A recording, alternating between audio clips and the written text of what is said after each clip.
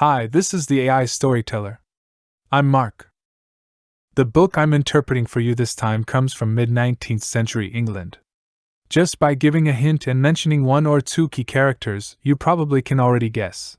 An orphan girl with deceased parents, a gloomy and oppressive orphanage, an unremarkable governess, an arrogant male protagonist, a haunted mansion, and a madwoman hiding in the attic. It's Jane Eyre, a great romantic novel of the Romanticism era. This novel is not only a landmark in British literature but also one of the literary classics that young people around the world must read.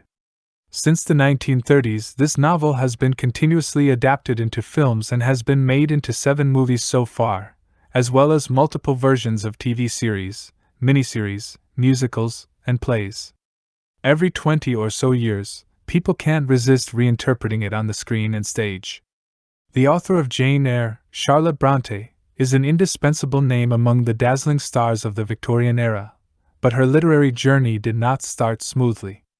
Back then, when this 20-year-old country girl sent her poems to the famous poet laureate of the time, Robert Southey, he rejected her harshly, saying that literature was not a woman's business.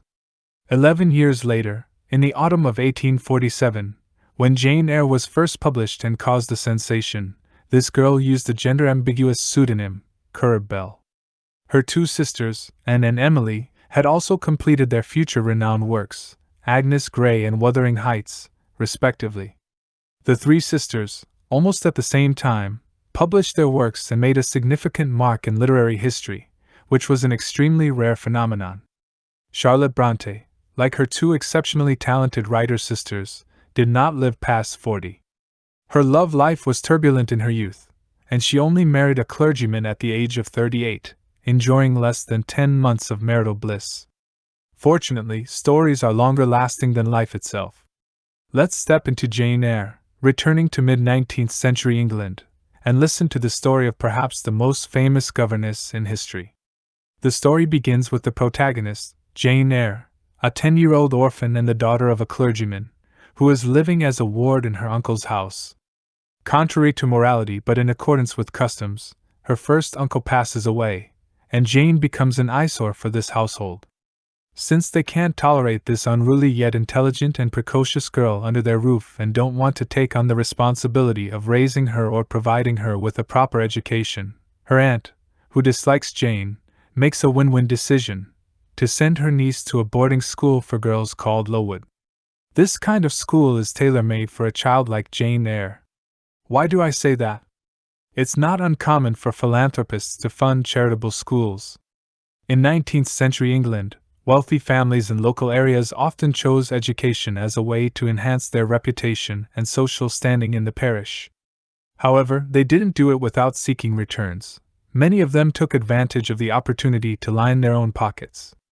For example, in the novel, Lowood School, despite its charitable nature and admission of orphaned girls from single-parent families or those with deceased parents, requires the girls' relatives to pay £15 per year. This way, the foster families only need to pay a small amount of money to be relieved of their guardianship responsibilities and gain a good reputation. However, in the eyes of the philanthropists, this amount is not enough to cover the tuition and food expenses, so they rely on donations to make up for it. They feed these growing children with moldy potatoes and rancid fatty meat. Therefore, it's not surprising that Jane Eyre, when she grows up, is still as short as a child. However, the most terrifying aspect of this school is its ability to extinguish desires and numb the spirit with material deprivation. It wears the cloak of religion but frequently resorts to almost cruel methods of corporal punishment and humiliation of the students. Here, any display of intelligence or lovability is seen as a great defiance. The main curriculum is almost monastic, involving recitation of prayers, praising God, and cultivating feminine virtues. They advocate punishing the body to save the soul. In addition, they teach some French, history, piano, and other subjects, preparing the students to become teachers within the school or to enter society and make a living. So, when the young Jane Eyre sits alone in the overnight carriage, leaving her aunt's house, and feels relieved to start a new life, she doesn't know that she is entering another hell. There is also a significant historical background. When Charlotte Brontë wrote Jane Eyre, England was experiencing a grand constitutional movement. This 12-year-long nationwide labor movement was sparked by the working class demanding universal suffrage and hoping for economic improvement through political reform, but it did not address gender equality. In order to divide the labor movement, the government superficially carried out some reforms, such as implementing a 10-hour workday for female workers, but the social status of women did not improve. Institutions like Lowood School align with the tragic situation of working women within the broader social context. However, it is in such a repressive environment that Jane Eyre not only survives a deadly epidemic that takes the lives of many orphans but also manages to preserve the spark of hope from a classmate who is equally extraordinary and a teacher radiating the brilliance of humanity. As people marvel at the resilience of this orphan girl, she not only secures a means of livelihood for herself but also equips herself with self-esteem and resilience for the journey ahead. The persecution that Jane Eyre endures during her childhood and adolescence at Lowood School is only described in a short 4 chapters of the entire book. However, it is precisely this part, which exposes the strongest critique of society, that shapes Jane Eyre's beliefs and determines her later life. Every agonizing day at Lowood seems to be preparing her for a new beginning 8 years later. About 16 or 17 hours away by carriage from Lowood is a manor called Thornfield. Mrs. Fairfax, the housekeeper, is looking for a governess for a young French girl named Adele. She comes across a job advertisement in the newspaper from a young applicant who claims to have extensive teaching experience and is skilled in various subjects of British education, as well as French, music, and painting. Even by today's standards, Jane Eyre's skills cover a wide range of subjects, but at that time, they were almost the standard for a governess. Even during World War I, affluent European families still preferred homeschooling, especially those living in suburban areas with no suitable schools nearby and who were unwilling to send their children to boarding schools. During the Victorian era in which author Charlotte Brontë lived, governesses occupied an awkward position within the households of their employers. Coming from the middle class, they served upper-class families, and the class difference dictated their role as either fully part of the family nor mere servants. Even everyday activities like meals were conducted in isolation. According to the contract, these unmarried women were expected to adhere to the rules of the employer's household, and were not to overstep their boundaries to become a part of the family. This effectively eliminated any possibility for a governess to use this path as a shortcut to rise in status and change her destiny. When the children of the employer's household grew up, the future of the governess became uncertain, and the only way out was marriage. However, the nature of their profession meant that they were largely isolated from society during their prime years, with few opportunities to interact with men outside of the employers. And the men of this class rarely abandoned their class notions or disregarded the wealth of the woman's family to marry a governess. Thus, throughout history, there have been countless stories of unrequited love and longing played out near this sensitive and passionate divide. Jane Eyre stands out as a unique work because both the male and female protagonists are outsiders in their respective classes. If the trials Jane Eyre faced during her upbringing were physical and spiritual in nature, then for the novel's male protagonist, Mr. Rochester, the owner of Thornfield Hall, the blows he suffered in his youth were deemed the most fatal by his social class. According to the prevailing primogeniture in European constitutional monarchies at the time, Rochester, as the second son in the family, was unable to inherit any portion of his father's estate. However, his father could not tolerate his son becoming destitute, so he arranged a marriage with a wealthy dowry, ensuring that the wealth remained within the circle. So, where is this wealthy bride from? The West Indies, across the sea from England. Since the 17th century, the English had seized vast territories from the early American settlers, who were predominantly Spanish. By Charlotte Bronté's time, the Union Jack had been fluttering for 2 centuries in the tropical plantations of Jamaica. Like all the colonies of the British Empire, the West Indies offered opportunities for adventure and fortune as well as a place to seek refuge. The West Indies also gave rise to a new ethnic group, the Creoles. Originally referring to white individuals born in Latin America with Spanish parents, The composition of this group became more mixed over time due to the influx of colonizers and intermarriage between black and white individuals. Among them were white plantation owners, but they were still unable to integrate into the mainstream of white colonial governance. Rochester, as a hopeless heir, was sent to Jamaica immediately after graduating from university, where a Creole heiress awaited him as his bride. The bride was solemnly beautiful and, most importantly, came with a dowry of £30,000. Everything seemed perfect. However, no one informed the groom that his bride's family had a secretive family history of madness, and his yet-to-be-seen mother-in-law was confined in a lunatic asylum. The entire family was a dormant nest of lunatics. Jane Eyre first encounters Mr. Rochester 3 or 4 months after starting her position as a governess. On a winter evening, a tall and robust man loses control of his horse on the icy path between the mountains. Fortunately, he encounters a slender woman traveling alone and extends a hand for help, creating an inevitably awkward situation. Faced with the haughty, melancholic, and intimidating Mr. Rochester, the governess maintains her composure and exhibits an unyielding spirit. After a few encounters, Rochester is almost thrown off balance. He has already evaluated the value of this orphan girl, who possesses neither beauty nor wealth, yet she remains calm and assertive, still assuming the role of a commanding master.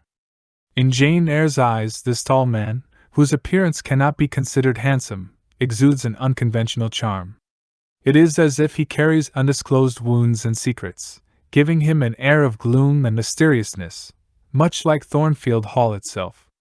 Under Charlotte Bronte's pen, Thornfield Hall vividly recreates the classic scenes of Gothic novels: dim corridors, terrifying laughter that sends shivers down the spine.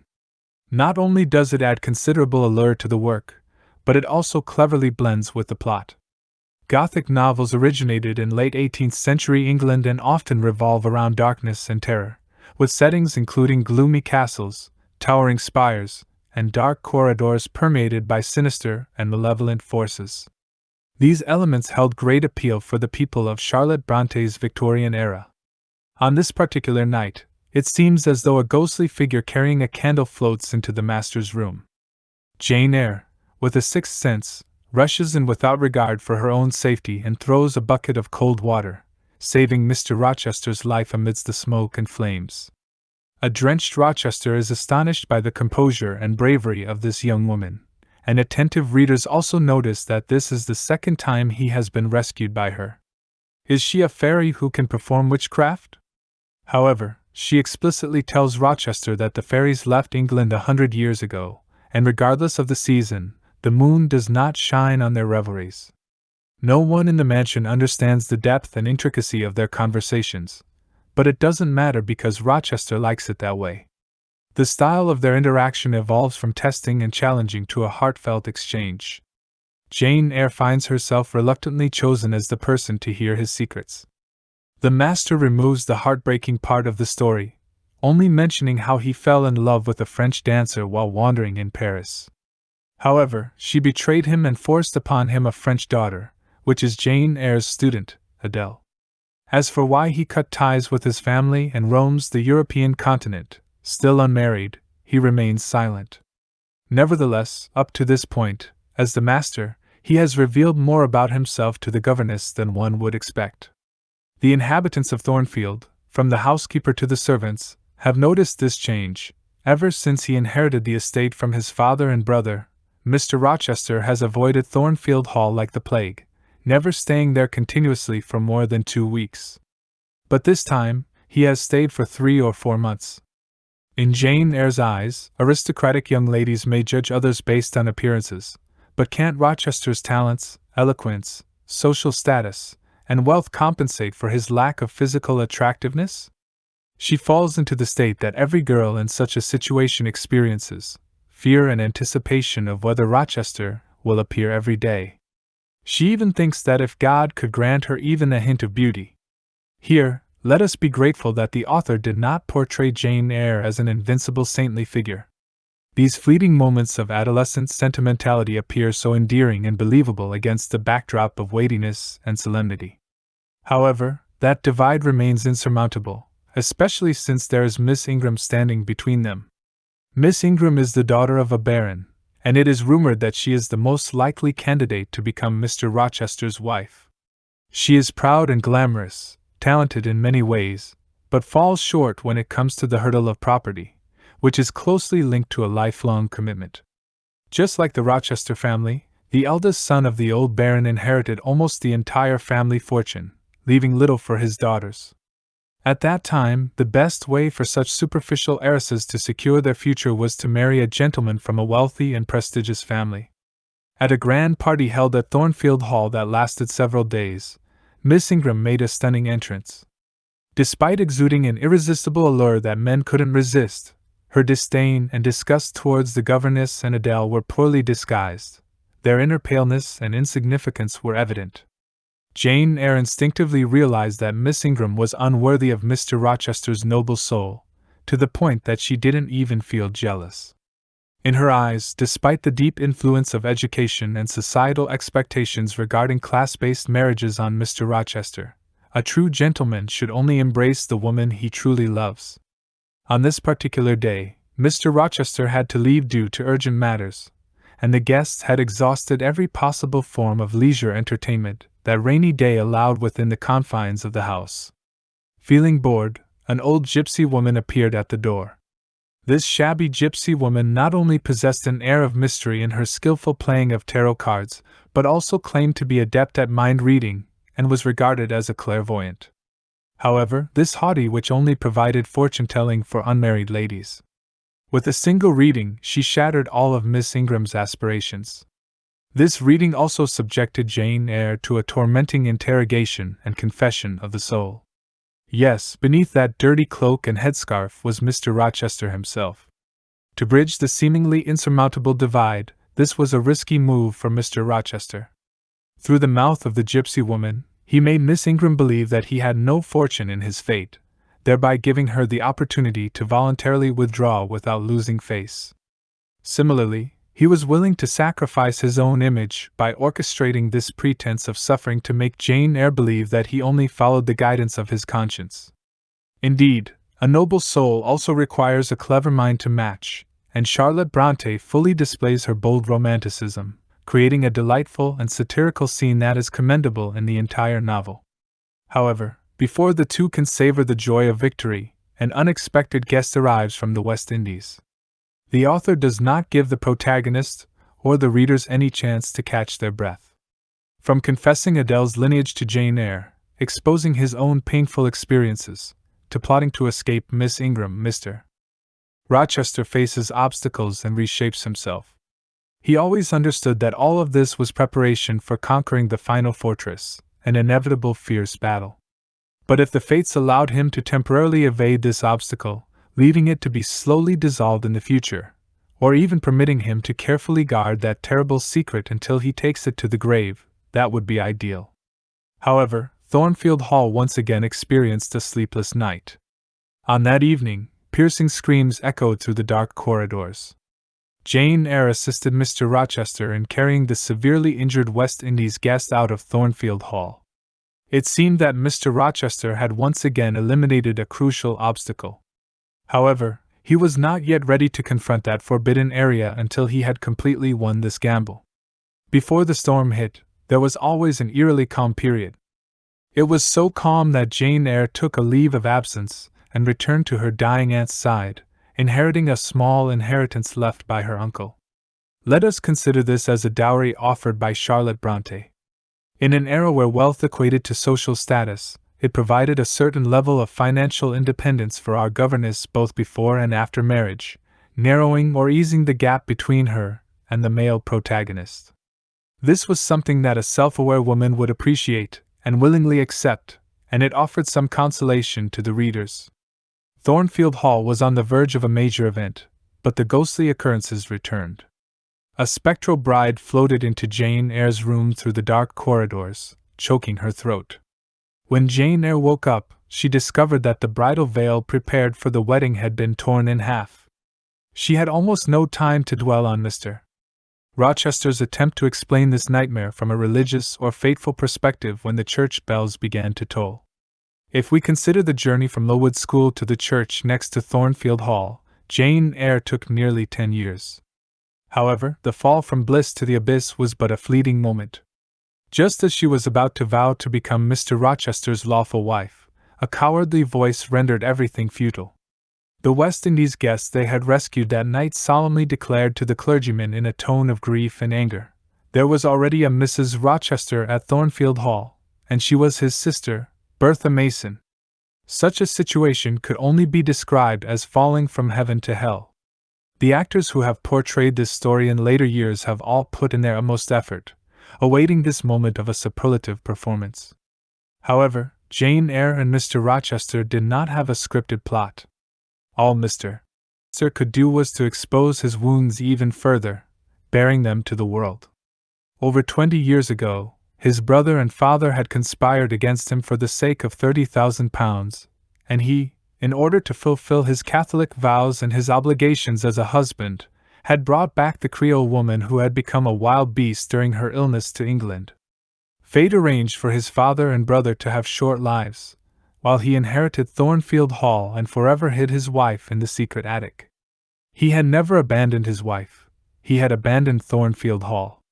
He roamed the European continent in search of spiritual solace, encountering the French dancer and her Adele, as well as Miss Ingram, and perhaps even more. But it was not until Jane Eyre appeared that his withered heart truly came alive.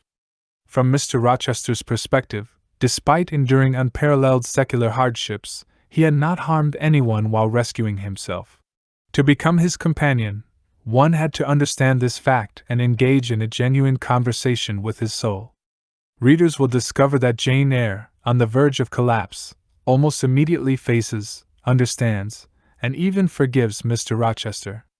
This is the mark of a truly noble and perceptive soul. However, when Mr. Rochester yearns for Jane Eyre to save him and prevent him from plunging into hell once again, why does she choose to flee? It is because staying would mean an unlawful relationship, acting as a mistress. Catholicism has many regulations regarding the sacrament of marriage, the most famous being the prohibition of abortion and divorce. In this love triangle, divorce is not an option, and bigamy would compound the sin. Being a mistress contradicts Jane Eyre's beliefs and values regarding marriage. It is often said that people in love can be humble to the point of being like dust, but the sacrament of marriage does not allow for compromises. Dignity and equality are matters of faith, the bottom line.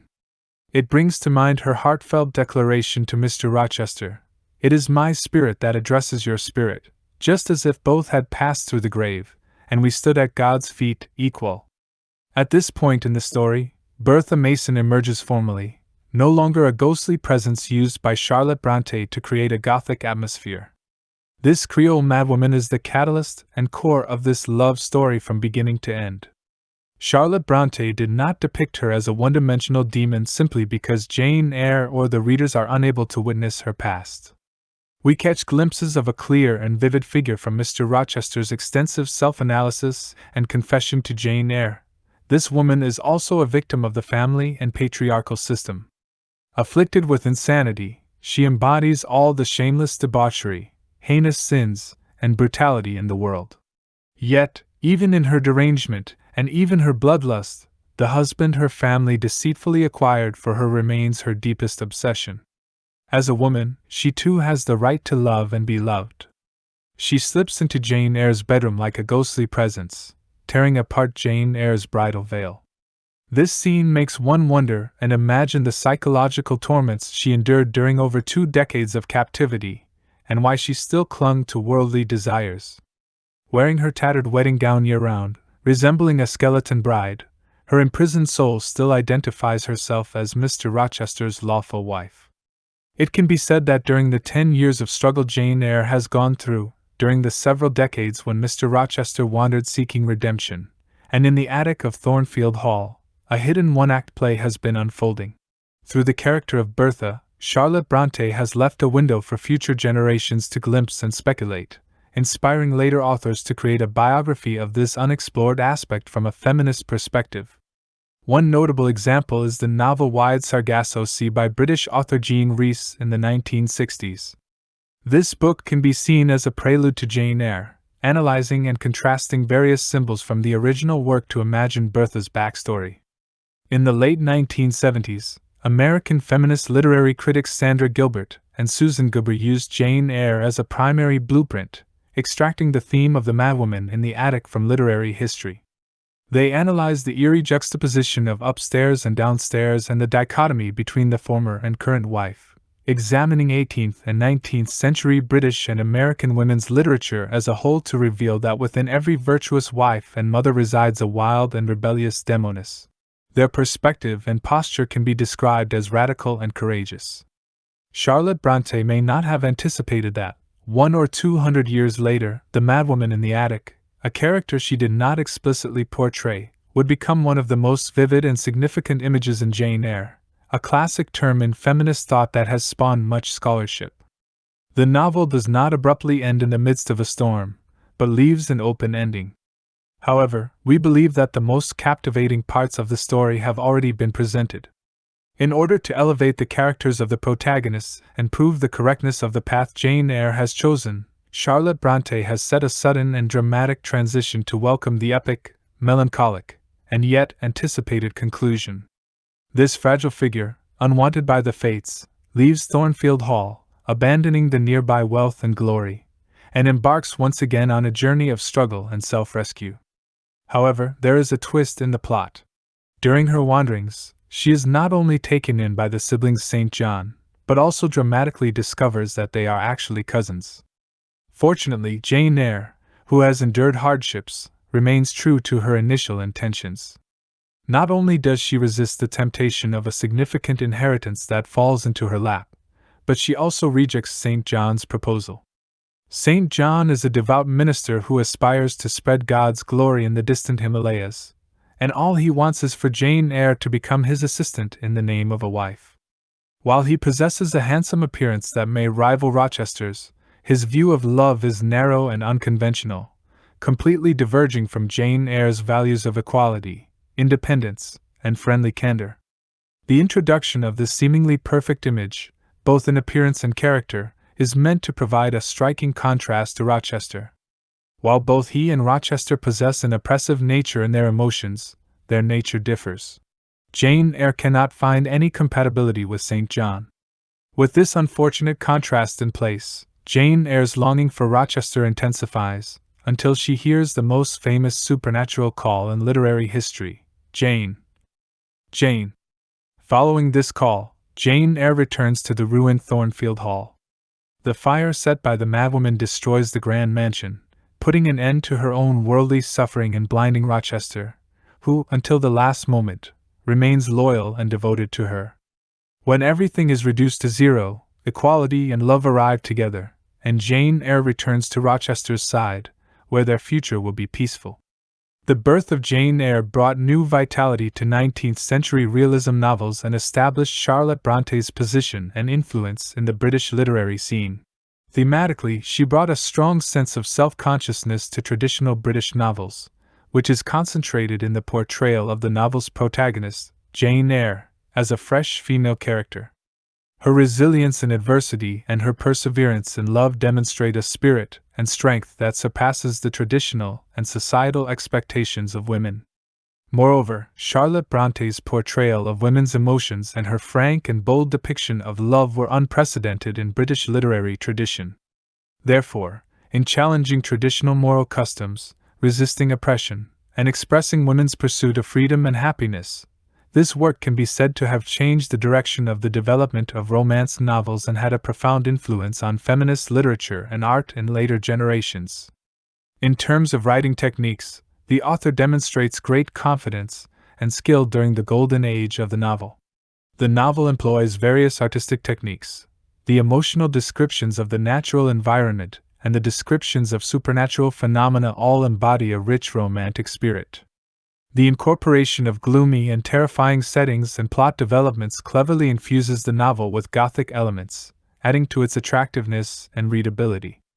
In terms of the literary style of the work and the author's adept use of imagery and symbolism, we can see the profound influence of romantic predecessors such as Sir Walter Scott, Lord Byron, and William Wordsworth.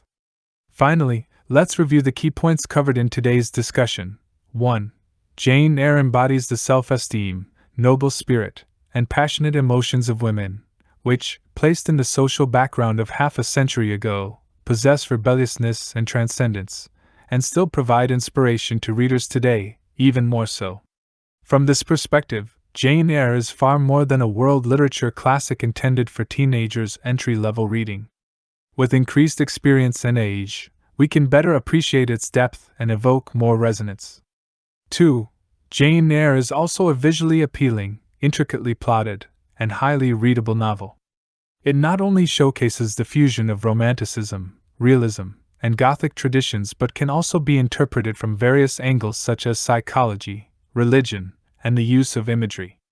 Its unique creative mode has sparked various forms of adaptation, continuation, and transcendence in later generations. 3. While shaping the two captivating protagonists, Jane Eyre also presents a broad view of the era. For example, it explores the setting of boarding schools under the protection of the Church, the primogeniture, the unique ethnic group of Creole people in the colonial West Indies, and the profession of a governess. These elements, with their strong sense of time and regional characteristics, are depicted in meticulous detail. Well, that concludes the content for this episode. If you enjoyed my video, please click like, subscribe to my channel, and share it with your friends. Thank you.